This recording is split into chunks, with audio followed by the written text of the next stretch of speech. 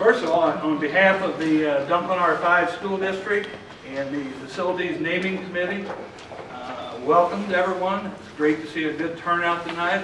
Not such a great night as far as the weather, but we're here tonight to honor a man that I think many of us, most of us, respected. He's a disciplinarian. But like I say, we just all respected him. He made the school a safe environment. I don't think anyone was ever scared to come to school. I think they enjoyed school. And so it's an honor tonight to just recognize his 20 years of service to the Herculaneum High School.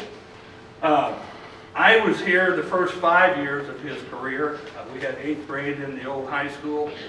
And so 5 years, his first 5 years here, I was a student. And I know there's many other students out there, so if you were a student under Mr. Horton, raise your hand. That's cool. If you were a faculty member under Mr. Horton, raise your hand. Okay. But again, like I said, we're very pleased to have you here. And I'm going to read a little thing. It's actually in the program. This was taken from the 1984 Black Cat yearbook, and that yearbook was dedicated to Mr. Horton. And it simply says, "It seems simple to say thank you to a man who gave 20 years of his life for the betterment of the Herculaneum High School and Herculaneum community. His task could not have been easy. Serving as principal was not his job, it was his life. He gave his energy, and most of all, he gave his time. J.L. Horton was good because he was involved. His goal was to see that the students, the teachers, and staff all worked together to get the job done." Last week when we interviewed with him, I don't know how many times, but he kept saying we had to get the job done. So I think he got the job done.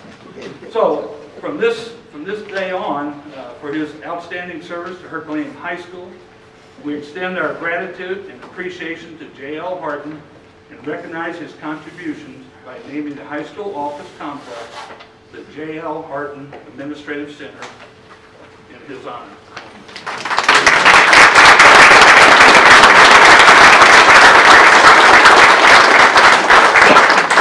So we have the designation up there, and back there and behind the door there's a plaque also recognizing his service.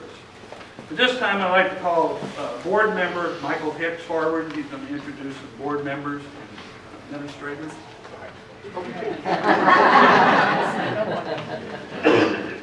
Good evening. On behalf of the board, we'd like to say thank you for coming, and we'd like to introduce some of our board members and administrators that are here this evening. We have our board president, Ms. Dawn Warner, vice president, Ms. Tammy Heidland, board member Susan Hartman, Mr. Gaston, and then we also have Dr. Freeman, our deputy superintendent, Coach Roop, our athletic director, Dr. Crabtree, our high school principal, and we have Mr. Stratton, our school superintendent. Again, on behalf of the board, thank you for coming out this evening for the presentation for the Horton. Thank you, Mike. At this time I'll call Jim Caston. He's going to introduce the Facilities Naming Committee and just talk about what that committee is. Hi everybody, thanks for coming out and helping us do this. This is a long time coming, finally got it done. So anyway, the Facility Naming Committee was a group of 7 people, and by board policy it has to be so many teachers, board members, community members, and a student. So board member Michael Hicks and myself were on the committee, Bill Haggard, Gene Carr, Mindy Fisher, our football coach Cody Hunter. I think they had a wrestling match tonight, and we had a student, Austin Houston, that was on the committee. Over the last year or so, a lot of people have been coming to me and some other board members and the mayor talking about we need to do this for Mr. Horton. We need to honor him for all of his time and service. And so With that, I would call it almost groundswell. There was multiple people talking to us about that. I went to Mr. Stratton and the board and asked if I could form the facility planning committee. The board gave us that privilege. We formed it, and on our first meeting, we unanimously voted to name the high school office complex the J.O. Horton Administrative Center. It is really an honor to do this, and I look back on my time here. I don't think most of us in this room would be where we are today without Mr. Horton being the kind of person that he was. It was a culture shock for the ones of us who were here a few years before he came, and watching how students acted and faculty, to be honest, faculty acted.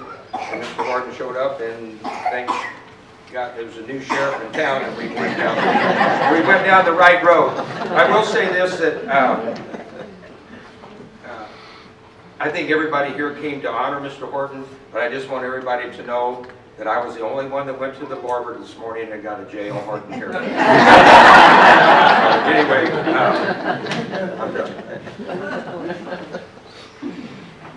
Yeah, but I have my collar button down. So. Okay, Mindy Fisher, if you'll come forward and get a little history of Mr. Horton's educational career. In 1943, J.O. Horton graduated from Egypt High School in Arkansas and then went straight on to serve in the United States Army until 1946. In 1949, he received a Bachelor of Science degree from Arkansas State College in Jonesboro, and right after graduating, he accepted his first educational position as a teacher and coach at Marston High School in Southeast Missouri. In 1952, he and his family moved to Kennett, Missouri, where he again served as a teacher and coach at Caruth High School. And then in 1953, moved to Campbell, Missouri to continue his teaching and coaching career at Campbell High School. In 1955, he received his Master of Arts degree from George Peabody University in Nashville, Tennessee.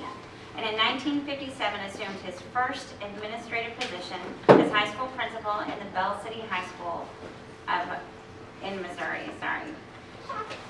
Mr. Horton completed a specialist degree from Arkansas State College in 1960, and then in 1961 returned to Campbell High School as high school principal. He moved to Cahokia, Missouri, and became principal of Cahokia High School in 1963. And then in 1964, J.O. Horton began his 20-year career as principal of Herculaneum High School and retired as principal in 1984. And I was a student, I was a junior in high school when he retired in 1984, and we were all so sad to see him go. He would joke with us in the hallways, always had something positive to say. He was firm, you knew what you were getting from him, but we all loved him. And I know there are several students in the audience, and I know you all probably feel the same way. And then in 2008, he was inducted as a charter member of the Black Cat Hall of Fame.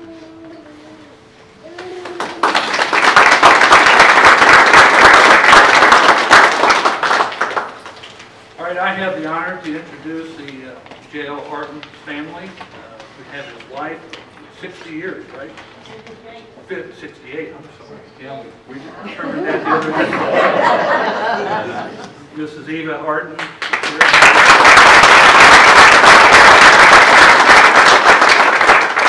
Their son Gerald. Wife Debbie. Special friend Janice. How you, right? This time I'd like to call Gerald to come forward and just say a few words. Gerald? All right.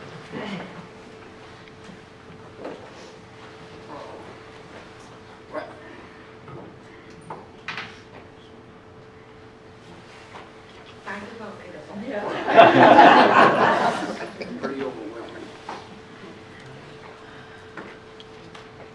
I've seen you do this thing before, pal.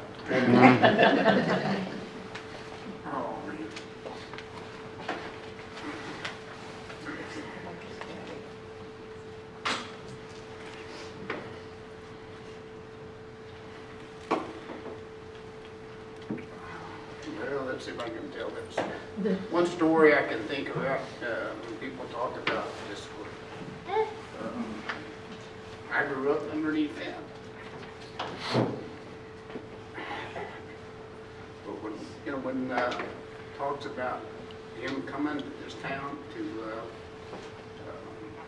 try to restore discipline, actually, I don't think the kids really knew what was getting ready to happen. I knew because that's the way it was at the house.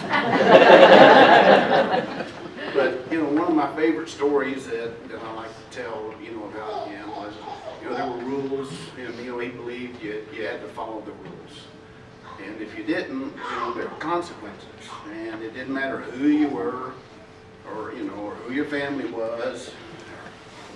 If you broke the rules, this is what happened. So, being a lowly freshman, my locker was #1, right by the water fountain, right across the hall from my dad. So,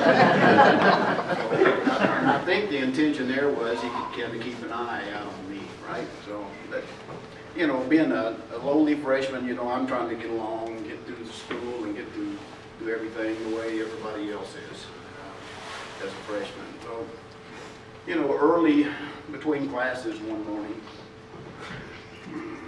I go to my locker and my locker open and wanting to get some water, but there's 2 senior boys standing there. Now, what had happened? These 2 senior boys were best friends, but they'd gotten into a fight at school. Now, punishment for fighting at school was you got a paddling and you got 2 days of suspension. Now, I'm not sure, how rough 2 days of suspension really was, but I knew what the paddling was. But this was in between, this was the bell had rung and people were going to get their books in between classes, and they're just standing there outside of his office, about 20 feet away. And I'm doing this, trying to get out of the way because they're talking to each other, and one of them says, I can tell you one thing, that old man's not going to hurt me paddling me. Now, I will tell you that what's going through my head is you don't know what's getting ready to happen. So I go to class, I get out of class, 45, 50 minutes later, and you go back to my locker like everybody else, and here comes these 2 boys finally walking out of his office. Now, one of them is a little red faced, the other's still kind of teared up, and they're walking through. And I thought, of course, I'm just trying for nobody to see me, or especially those 2 guys. And they're leaving, they're going home, I guess. So I asked my dad about that story several years later.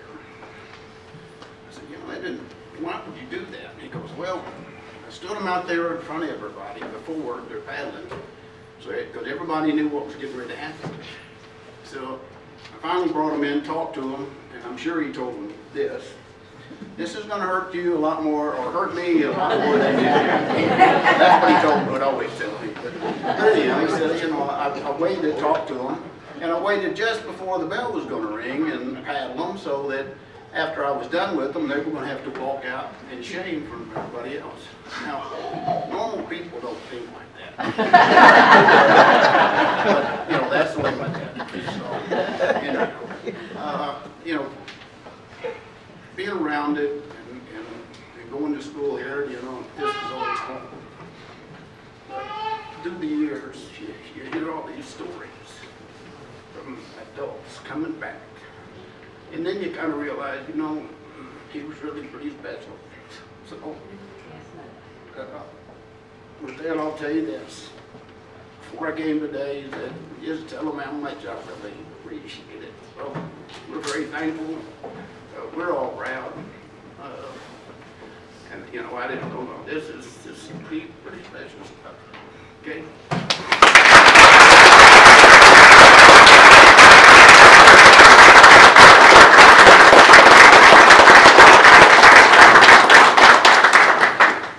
Thank you, Gerald.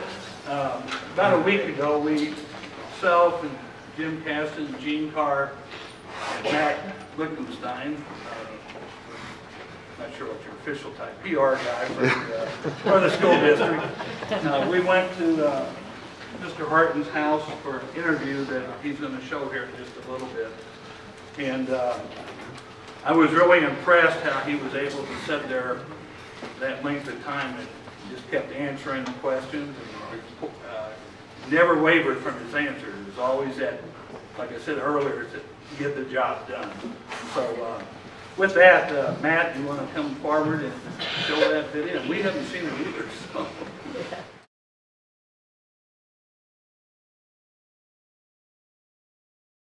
Mr. Horton and the superintendent, Mr. DeGasson, all came in, and I would say things were a little loose. Not only the students, but the faculty. I think the school board at the time said we need to move in a different direction, and they came in, and so naturally there was change, and it was not subtle. So I think the community, there was some in the community that thought, well, this is too strict, and they would push back. I think over time, those folks became either convinced that this was the right direction to go, or they just got smaller in numbers as time went on.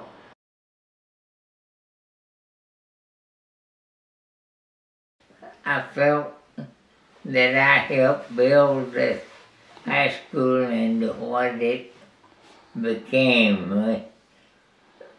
We got the job done. He just lived around the corner from me when he first came here, so I was friends with his son Gerald, and we used to play baseball in the vacant lot next to his house. And he was always a little scared of hitting the ball into his yard, but you know, it was just that, you know, he was, you know, again with just the respect. The kids respected me because I respected them. They were what I was over there for, to help get out of them the best that I could. To be successful in life, no matter what, building relationships with people is one of the main ingredients. So Mr. Horton was really good at that. He built relationships with the teachers, with the students, with the members of the community. Help comes from every direction. Every type of person you make contact with regarding the school should make you a better principal, superintendent, or whatever. It was more than a job to him, I believe. I mean, I think it was his life. He dedicated a lot of time, energy, and this was always involved. I mean, you always saw him out in the halls and you know, the cafeteria, wherever he might be, he was there. I very seldom ate lunch. We had 3 different lunch periods, and that's when I spent a lot of time with students, just visiting, picking their mind, and see what I could do to improve the situation. I knew, at least, and I think most students knew, that he cared about us, that his strictness or whatever was designed to make us a better person, make us be able to flourish after graduation, and but he cared about us as individuals and about the school itself. I pushed them to do the best that they could, and that was my ultimate goal, was to get the best out of the students and become friends with them at the same time. He had offers to go on, but he wanted to stay in the job he had, and I assume he really, you know, I think he liked his job, you know. I never considered myself a boss. I considered a work employee, partner with my teachers, students, parents, and that's the way I operated. I loved going to school, and I felt safe there. There was never any real discipline issues, and yeah, it was great having him as a principal. Like I said, we feared him, but it was really respect. It's pretty much unheard of in today's standards, and I guess in any standards, to be a high school principal for 20 years is very remarkable, and to do it with the ability and the zest that Mr. Horton put into it and the caring that he put into it was definitely remarkable. Anytime you get positive recognition, evidently you have done something that's worthwhile to that area.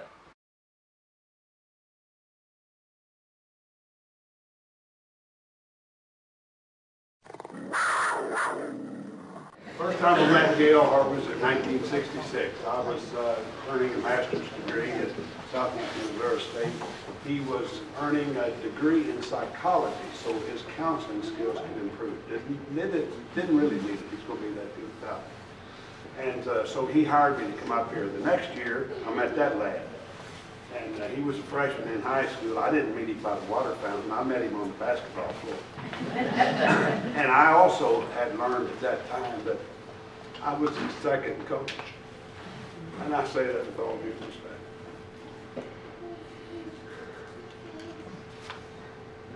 Go get better, Joe.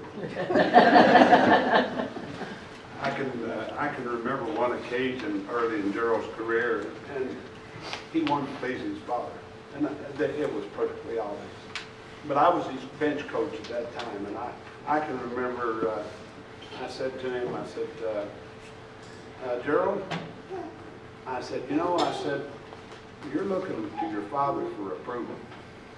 And I said, let me assure you today that you have your father's approval. I said, he thinks everything in the world of you. But I said, I'll tell you what I'm going to do. If I catch you looking in the stands for direction from your father, the bench for direction from me, I said, you and I are going to sit together. The next morning, which was always the case, I went into the office as I always did. He always had a positive comment on the ball. And so I went in and talked to him, and I said, Gail, I said, I had to talk to Gerald. I said, I thought he was looking at you for approval. And I said, I don't think he was looking at me first. He said, Coach, he said, if I were in your shoes, he said, I would have done the same thing. And I don't know, you'd have to ask Gerald if he talked with Gerald about it, but I can promise you it didn't happen again. And most of it lies right here and here. Those are the finest people I've ever known. They're remarkable. Oh, I got to tell you now, you're talking about tough. The reason those paddlings, Gerald, hurt so bad, he didn't administer them very hard, but he could put that paddle specifically in the same spot 3 consecutive times.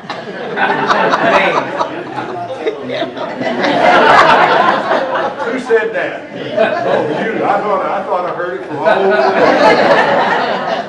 Yeah, he was a master. He was kind, and you know, if I hadn't told that story, you probably thought he was gentle. A gentle man. Just a courageous man. Now, this is going to be the last story. I promise.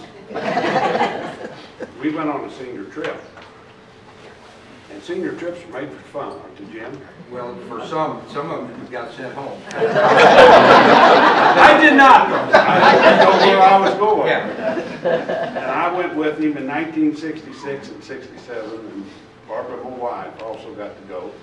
It wasn't a popular move because I can remember going to I don't know, a ladies group, and I can remember having them say, well, who's going to pay for them? And Mr. Horton stood up and said, well, the school. the seniors who sponsored the program was going to pay for them to go. And I can remember about 3 women that wanted to stand up and protest.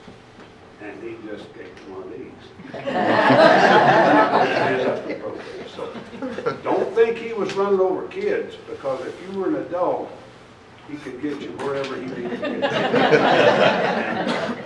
Back to the senior trip, but it wasn't, and this is true, it wasn't anybody I can remember, but they got a little feisty and decided they were going to do some things that weren't within that rules limitation that he said. He promptly got them a bus ticket on back to Herculaneum, Missouri. That didn't I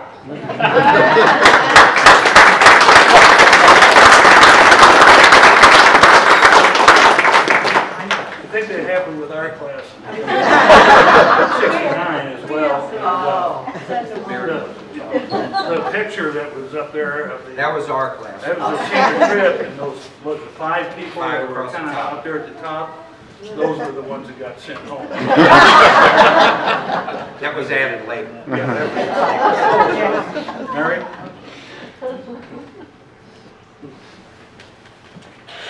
Mary Engel Felker, and I'm a class of 70.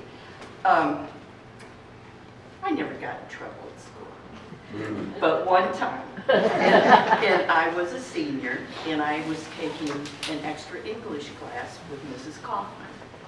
There weren't too many of us students in that class, and she said, I'm going to tell you kids something. You can eat candy in here, but if you get caught, I have no knowledge of that.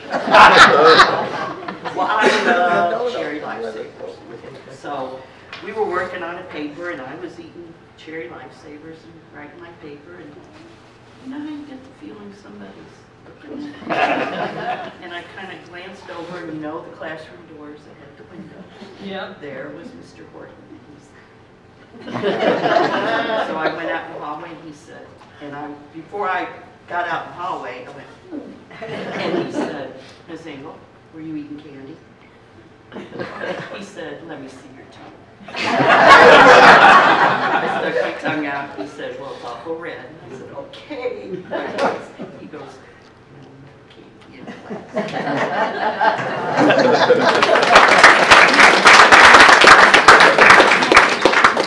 Anyone else?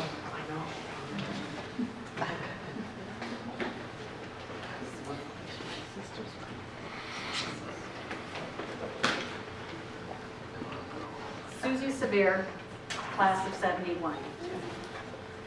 My senior year, any of you that know my mother, there's a few students that did, she's a pistol. She played bridge with Mrs. Horton, Mrs. Kaufman, Mrs. Campbell, and I'm trying to think of somebody else. I can't remember anyway, but she was with the mothers of the wives and so forth, and some of the teachers, so she had an in.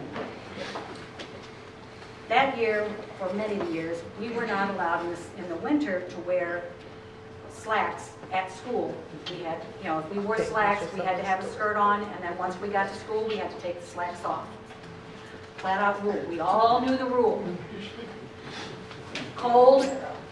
I'm getting ready to walk out the door, and my mom whips my skirt off the top of my books. And I looked at her, I said, give me my skirt back. I'm going to get in trouble. And she goes, you tell JL to call me. Okay. But I'm just let me take it and I'll put it, no. You go on to school and you tell JL to call me. I get to school, second hour. I get caught. Go in the office. He says, Miss Severe, you know the rules. I said, yes, I do. But my mom said that you're supposed to call her. Now you know that, you're going to have to go home. I understand that, but Mom said for you to call her. So he sits me outside the office where everybody can see me, sitting there in my slacks. I'm missing my classes. And my mother finally gets there. We lived in Horine, so she had a little bit of ways. I had to wait a while. She gets there and she walks past me and she's got this look. She looks at me and she knocks on the door and they send her on in. She comes back out. She goes, come on. She didn't bring the skirt with her. Come on, we gotta go home. That was my mother and my experience with Mr.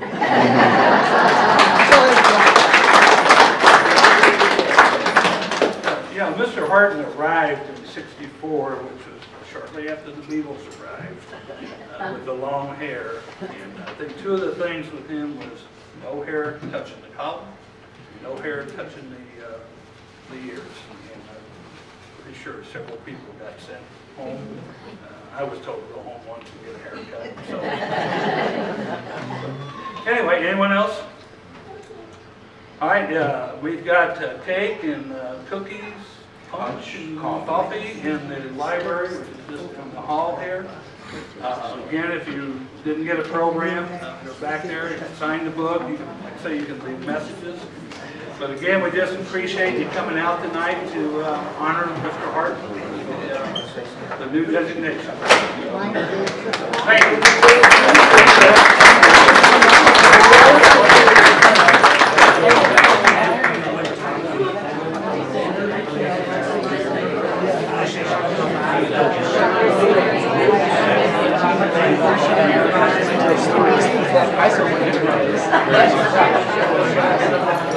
Notice the difference from